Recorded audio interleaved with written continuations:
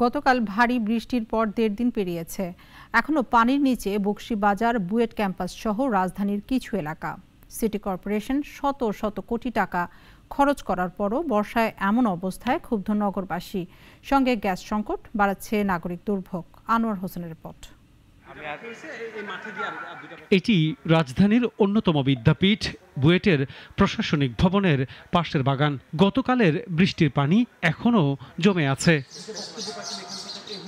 তার পাশেই বুয়েটের কেন্দ্রীয় খেলার মাঠ, কিন্তু দেখে বোঝার উপায় নেই, মনে হচ্ছে এটি আস্ত একটি জলাশয়।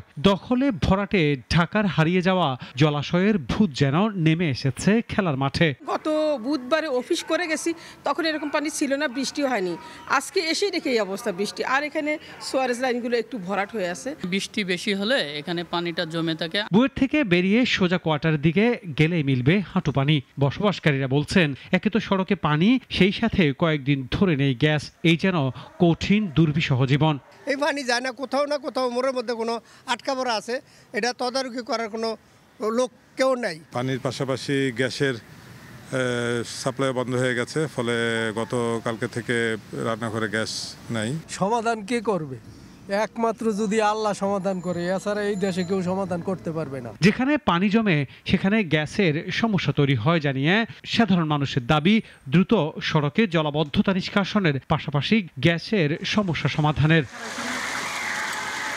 আনোয়ার হোসেন, নাগরিক, ঢাকা। ওয়ালটন ফ্রিজ কিনে অনেকের মতো আপনিও হয়ে যেতে পারেন মিলেনিয়াল। সেরা পণ্যের সেরা অফার।